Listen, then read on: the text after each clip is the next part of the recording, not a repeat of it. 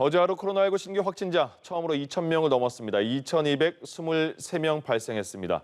자, 코로나19 사태 이후에 처음으로 2,000명대를 기록한 건데 고강도 거리 두기를 한 달 넘게 시행하고 있는 상황이죠. 확진자는 계속 증가 추세를 보이고 있습니다. 관련 내용 세브란스 병원 진단검사의학과 이형민 교수와 함께하겠습니다. 어서 오십시오. 네. 예, 1,000명대 한 달이 넘은 상황에서 어제 2,000명이 넘었네요. 2,000명 언제 넘을까 걱정 많이 됐었는데 이 추세 어떻게 봐야 될까요? 예, 어저께 이제 2,000명이 넘었죠. 굉장히 걱정스러운 결과인데요. 예. 어제 같은 경우에는 국내에서 이제 2,223명의 확진자가 발생을 했고 그 중에서 지역사회 감염 2,145명입니다. 근데 이제 이 숫자가 의미하는 의미하는 것이 어떤 거냐면은 그동안 저희가 이제 매주 코로나19 확진자 발생이 그 주 안에서도 요일에 따라 차이가 있다는 걸 알고 있는데 보통 화요일, 수요일이 제일 많이 확진자가 나오거든요. 그래서 어저께 당연히 어느 정도 확진자가 나올 거라는 건 예상은 했는데 이렇게 2,145명의 지역사회 감염이 나올 거라고는 예측을 못했었습니다. 또 그렇게도 예측을 못했었던 이유가 그동안 매주 화요일 날 나왔던 확진자 숫자가 7월 13일 날 1,568명이다가 그다음에 이제 2주 정도 뒤인 7월 27일 날 1,823명으로 가장 많이 나왔었고 지난주 화요일만 해도 1,600명대로 약간 감소를 했었거든요. 근데 이게 지금 어저께 같은 경우 2,100명이 넘게 확진자가 나왔고 그래서 굉장히 많이 급증을 했고 또 한 가지 굉장히 안 좋은 현상은 이렇게 확진자가 그동안 보합세를 보이거나 약간씩은 7월 중에 이제 증가를 하는 와중에도 강력한 사회적 거리 두기 단계인 4단계를 적용했던 수도권은 약간씩은 감소를 하고 있었거든요.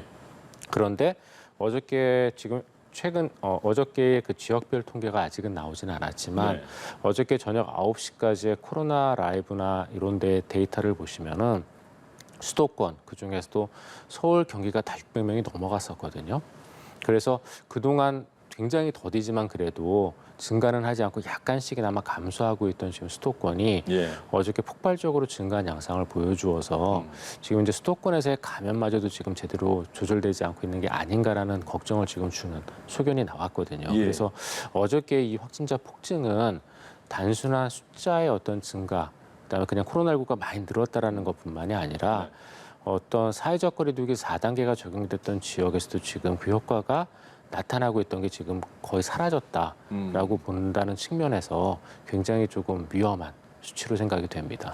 그러니까 지금 수도권 4단계 5주째 진행되고 있고요. 비수도권 3단계가 지금 2주 넘게 3주째 이제 시작이 되고 있는 상황인데 왜 갑자기 이렇게 또다시 증가세가 확 늘어나게 된 걸까요?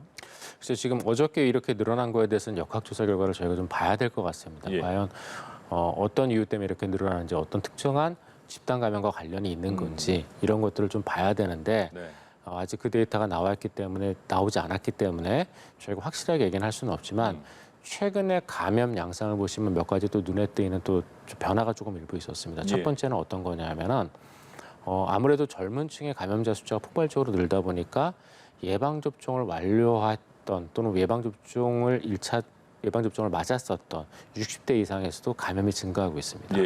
그게 굉장히 비율은 적지만 지난 한 5주 동안의 60세 이상의 코로나19 확진자 비율을 보시면은 연령별 비율을 보시면은 60대, 70대, 80대의 비율이 0.5% 정도에서 2배 넘게 한 1%에서 2% 그 사이 정도까지 지금 올라왔거든요. 그게 하나가 있고 그다음에 두 번째는 동일 이 코로나19의 전파 양상을 놓고 봤을 때 이전에 그 코로나19 확진자와의 어떤 개인 간의 접촉을 통한, 즉 밀접 접촉자와의 접촉을 통한 감염의 비율이 점점 더 올라가고 있습니다. 이게 우리가 사실 사회적 거리 두기를 강화하면서 이런 비율이 좀 떨어지면서 그러면서 코로나19 감염이 전반적으로 줄기를 바랬던 거거든요.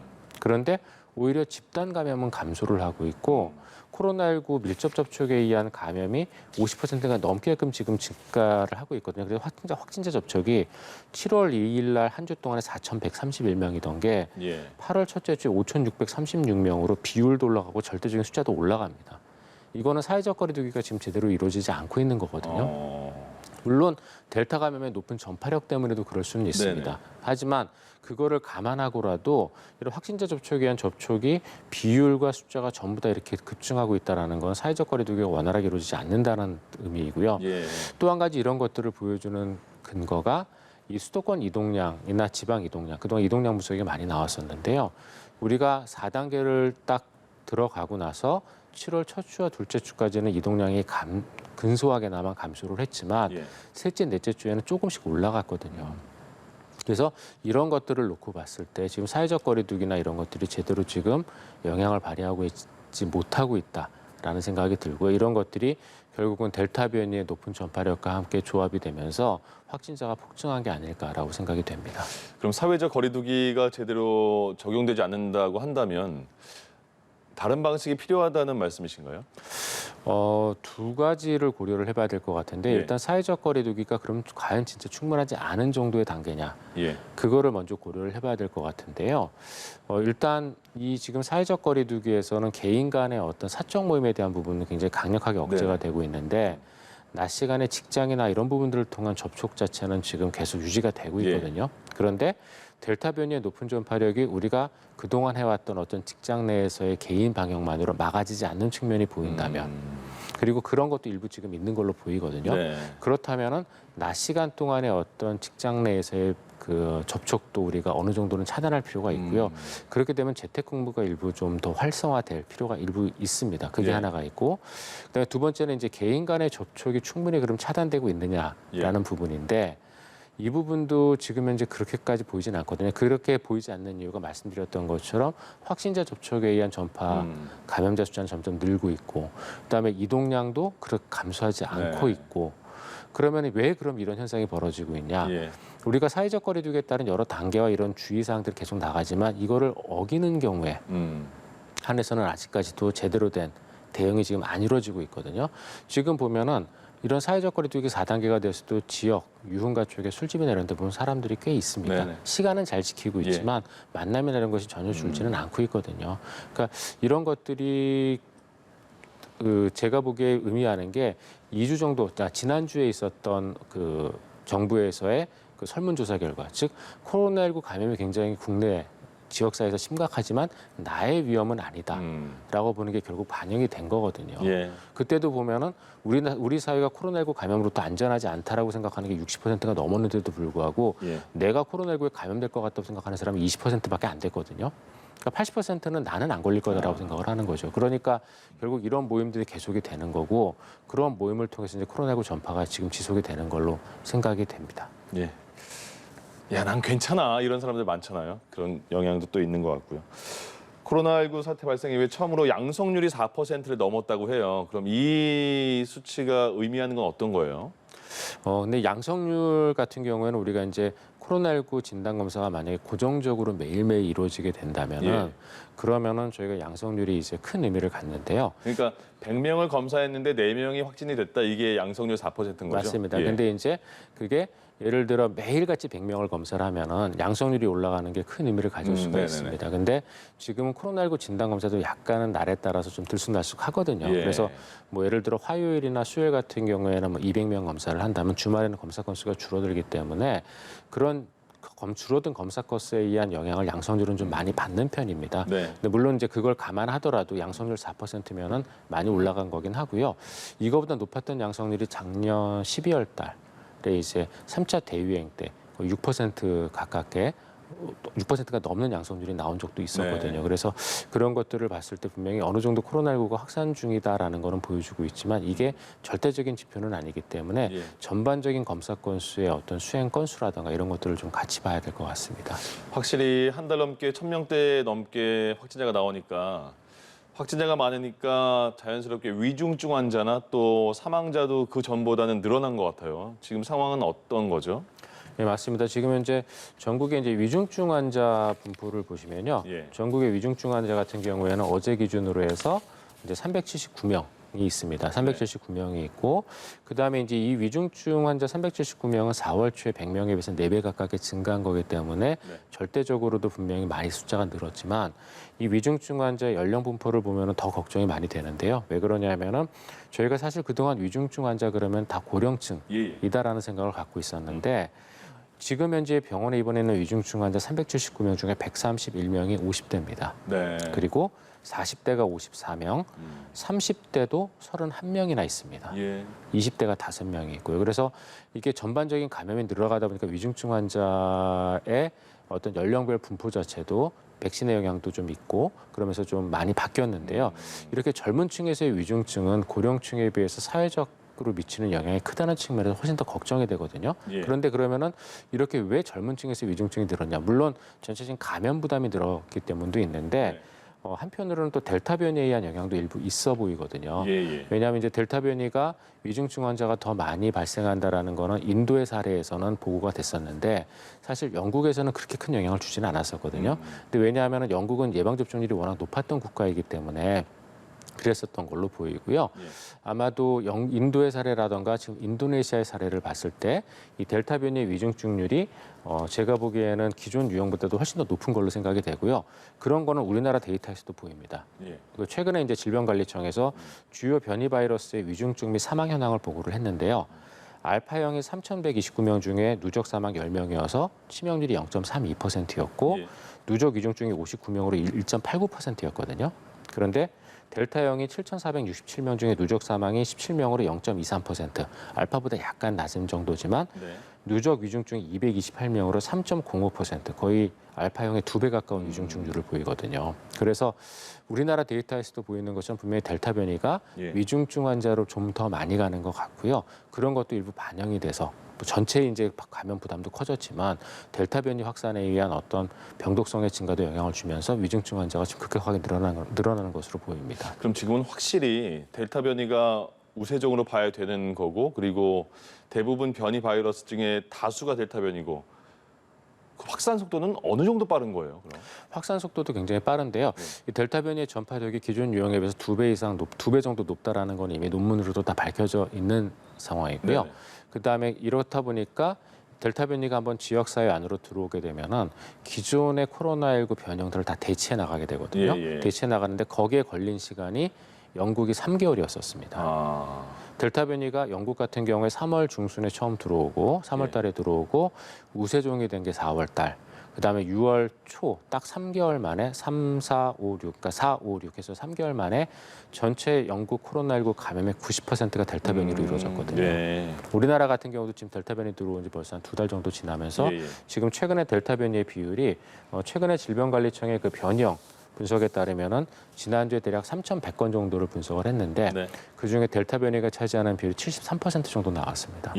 그래서 거의 지금 한두 달 만에 우리도 지금 거의 지배종으로 지금 가고 있는 상황이거든요. 그래서 굉장히 전파 속도나 이런 것들이 빠르게 지금 올라가고 있습니다. 최근에 비수도권이 전체 확진자에서 한 40% 넘게 나오는 상황이잖아요. 비율이요. 그중에서도 부산, 대구, 울산, 경북, 경남 이 등지에서 많이 나오는데 부산, 경남 같은 경우에는 연일 계속 100명이 넘는 것 같고 이쪽에서는 왜 많이 나온다고 봐야 될까요? 일단 델타 변이 영향 당연히 받고 있고요. 질병관리청에서 그 전국의 델타 변이 검출률을 또 얼마 전에 발표를 했는데 보면은 전국이 대부분 다 70%에서 80% 높은 데는 거의 90%까지도 지금 델타 변이로 대치가 됐습니다. 그래서 그 영향이 하나가 있고 두 번째는 이제 아까 조금 얘기하다가 빠뜨렸던 부분이 왜 그러면은 최근 들어 코로나19 감염이 이렇게 잘 줄어들지 않고 계속 확산세가 있냐. 이동량이 줄지 않고 있다는 걸 말씀을 드렸는데요. 그 이동량이 줄지 않고 있는 요인에는 또 한 가지 요인이 휴가가 있습니다. 여름 휴가가 있는데 아무래도 그동안 1년 반 정도 코로나19 때문에 너무나 피곤한 세월들을 많이 보내셨기 때문에 이번 여름 휴가는 어떻게라도 조금은 좀 그 심신을 좀 이렇게 편하게 하고 싶다는 생각들을 많이 가지고 계시거든요. 그러다 보니까 그런 분들이 이번 여름 휴가 동안에 좀 많이 이동을 했고 그다음에 또 한 가지 부산 경남 지역은 그동안 3단계가 되면서 유흥업소가 계속 열려 있었거든요. 그러면서 지역사회 안으로 감염력이 높은 델타 변이가 들어간 상황에서 유흥업소가 열려 있고 휴가를 통한 이동 인구가 계속 방문을 하다 보니까 그런 것들에 대한 영향도 좀 일부 받아서 이 부산 경남 지역은 계속 지금 급격한 상승세를 보였던 것으로 생각이 됩니다. 알겠습니다. 요거는 말씀드리면서 여쭤봐야겠습니다. 지금 휴가를 많이 가시잖아요. 그런데 휴게소에 8월 13일 내일 모레부터 금요일부터입니다. 8월 13일부터 이번 달 말까지 휴게소에 임시 선별 검사소가 설치가 됩니다. 네 군데거든요. 그러니까 상행선이에요. 서울로 올라오는 방향. 안성 휴게소, 이천 휴게소, 화성 휴게소, 용인 휴게소. 요 네 휴게소는 지방에서 서울로 올라오는 방향의 이 휴게소에는 선별 검사소가 있으니까 혹시 휴가 끝나고 나서 몸이 좀 안 좋다, 좀 이상한 징후가 있다 그러면 받은 게 좋잖아요. 효과가 좀 있을까요? 효과는 일부 있을 걸로 생각은 되는데요. 네. 이제 그렇게 생각하는 이유가 델타 변이의 특징이 여러 가지가 있는데 그 중에 하나가 또 바이러스를 배출하기까지 기간이 굉장히 짧거든요. 기존 유형들에 비해서. 그래서 예. 장기 휴가를 갔다 오시게 되면 만약에 휴가 초반에 노출이 되거나 이러면 분명히 휴가 말 정도쯤에는 양성이 나올 수가 있기 네. 때문에 도움은 될 건데 문제는 이제 이 임시선별 검사소가 예. 어떤 검사를 쓰느냐가 좀 영향을 많이 받을 것 같습니다. 검사 종류요? 검사 방법? 예, 맞습니다. 네. 그 자가진단 키트나 이런 것들은 분명히 도움이 안 되거든요. 안 예. 되고 그다음에 물론 이제 이 사람들 같은 경우에는 감염 초반부에 있는 사람들이 꽤 있을 거기 예. 때문에 그런 경우는 일부 도움은 되겠지만 만약에 이 안에 여러 종류의 감염 시기에 있는 사람들이 섞여 있다면은 그러면은 조금 그 여러 가지 검사를 좀 저희가 적극적으로 활용을 해서 적절한 검사를 받을 수 있게끔 돼야 되거든요. 그래서 네네. 그런 부분들에 대한 고민은 일부 필요할 걸로 생각이 됩니다. 검사 자체가 중요하다기보다 검사 방법 종류에 맞게. 예, 환자의 특성에 맞게끔 예. 검사 종류가 시행돼야 될 걸로 보입니다. 알겠습니다. 예. 최근에 요양병원의 돌파 감염도 계속되고 있습니다. 그러니까 부산에서도 그렇고 김해인가요? 거기도 그렇고 계속. 근데 그분들은 대부분 거기 계신 분들은 접종을 완료했단 말이죠. 그럼 돌파 감염이잖아요. 왜 이렇게 많이 발생을 했는가? 그래서 방역 당국이 3차 접종도 검토하고 있다고 했는데 지금 사실 백신은 많이 여유가 있는 상황 아니잖아요. 그럼 당장에 이분들한테 취해야 될 조치는 뭐가 있을까요? 이 돌파 감염 같은 경우에 이제 말씀 주셨던 것처럼 요양병원에서 생기는 경우가 우리나라만 있는 건 아니었고요. 네네. 이제 유럽 쪽에서도 이 사례들이 지금 최근에 계속 문제가 돼서 예. 7월 26일 날 유럽 질병관리청에서 이 장기 요양 시설에 대한 그 돌파 감염 사례를 보고서로 제출을 했습니다. 그래서 예. 거기에서도 보면은 이 유럽 쪽에서 돌파 감염이 생기는데 생기는 원인은 크게 몇 가지가 있는데 그 중에 하나가 우리가 요양원 요양시설 같은 경우에 코로나19 예방접종을 우선적으로 시행을 했지만 그럼에도 불구하고 국내에서도 예방접종 안 맞으신 분들이 한 15에서 20% 네. 됩니다. 그리고 그거는 유럽도 마찬가지거든요. 그분들은 계속 안 맞으려 하는 거예요? 안 맞겠다고 생각하시는 분들 계신 것 같고요. 네. 그다음에 이제 초반에 워낙 예방접종에 대한 여러 가지 이슈들이 있었기 때문에 좀 예. 불안해서 안 맞으신 분들도 있는데 지금은 또 그중에 일부는 또 맞기를 원하실 것도 같습니다. 근데 어쨌건 예방접종의 기본적인 원칙은 시기가 한번 지나가면 가장 뒤 후순위로 밀리는 거였기 때문에 네. 아마 그때까지 기다려야 될 것 같고요. 근데 그건 유럽도 마찬가지였거든요. 그래서 그분들에 의한 집단 감염이 하나 큰 문제가 되고 그다음에 두 번째는 예방접종을 맞으신 분들이다 하더라도 요양원은 워낙 고령층이 계시고 고령층의 경우에 있어서는 예방접종에 의한 면역 효과가 비교적 약하게 나타나는 그런 경향들이 있거든요. 예. 그러다 보니까 돌파 감염에 조금 더 취약하고 이거는 뭐 다른 나라에서도 나오는 얘기입니다. 그래서 이런 요양병원의 예방접종률이 80% 이상이 되었다고 그래서 저희가 너무나 안심하면 안 되고 여기에서도 분명히 주의가 필요한데요. 이 주의가 그러면 어떤 것들이 필요하냐? 일단 첫 번째는 뭐 말씀하셨던 것처럼 면역력을 더 높이기 위한 추가 접종도 고려는 해볼 수 있지만 예. 이게 지금 당장 가능한 상황은 아니고요. 네. 그러면은 즉각적인 조치가 필요할 텐데 첫 번째는 그럼 어떤 부분이 필요하냐? 이 요양병원에 지금 계시는 분들 중에 예방접종 아직도 맞지 않으신 15에서 20% 이분들에 대한 우선 접종을 한 번 정도는 다시 한번 고려를 해봐야 될 것 같습니다. 예. 왜냐하면 이제 정부의 가장 기본적인 원칙은 알겠는데 거기 계신 분들이 가장 큰 피해를 보시는 분들이라는 예. 걸 고려했을 때 그런 부분에서의 어떤 검토는 하나가 필요할 것 같고요. 두 번째는 돌파 감염이 이렇게 계속 생기고 그게 우리나라만의 사례는 아니기 때문에 네. 생길 수 있다는 걸 감안을 하고 그동안 요양병원 같은 경우는 높은 예방접종률을 믿고 어떤 개인 방역이나 이런 것들을 좀 소홀히 했던 측면들이 있거든요. 예. 그래서 이런 것들을 예전처럼 강화해서 잘 수행을 해야 됩니다. 이건 유럽의 지침에도 나와 있는 얘기이고요. 네. 그다음에 세 번째는 이런 낮은 면역력을 갖고 있는 상황에서 많은 양의 바이러스에 장기간 노출되게 되면 돌파 감염이 생기거든요. 예. 그러니까 이런 일이 일어나지 않도록 코로나19 관련 의심 증상이 있는 분은 가급적 빨리 진단 검사를 받으셔야 됩니다. 한 번 정도 약하게 노출되는 것까지는 모르겠지만 예. 이게 계속 반복적으로 많이 일어나게 되면 결국 또 돌파 감염이 계속 생기거든요. 그다음에 그게 집단 감염 형태로 나타나게 되고 그러니까 의심 증상이 있으신 분들은 반드시 진단 검사를 빨리 받으셔야 되는 그런 네. 여러 가지 것들 좀 지키셔야 될 것 같습니다. 한동안 자녀 백신 접종 예전에 할 때 굉장히 안 돼서 이걸 어떻게 하는 거야? 되는 사람은 누가 했어? 이렇게 했었는데 최근에 보니까 엊그제부터인가요? 아스트라제네카 자녀 백신은 굉장히 많이 떠요. 나머지 화이자나 모더나는 없다고 나오고 있고. 근데 아스트라제네카 지금 50대 이상만 지금 우리나라에서는 접종이 가능한 상황인데 지금 모더나 백신이 차질이 있으니까 방역 당국이 그럼 플랜 B를 생각해 보겠다. 그럼 아스트라제네카를 연령대를 다시 낮춰서 접종하는 방법을 생각하는 것 같은데 그게 괜찮은 것인지 안전한 것인지 그리고 최근에 나오는 소리 중에서 모더나가 델타 변이에 안전하대. 그래서 모더나를 맞길 희망하는 분들이 많아진 것 같아요. 그 두 가지 어떻게 보십니까? 일단 아스트라제네카 백신 같은 경우에는 위험도를 최소화하기 위해서 다시 예. 50세로 연령을 상향 조정했던 건데요. 예. 처음에는 이제 전 연령에 대해서 풀렸다가 그다음 30세 이상으로 조정됐다가 다시 50세로 조정이 된 건데요. 네.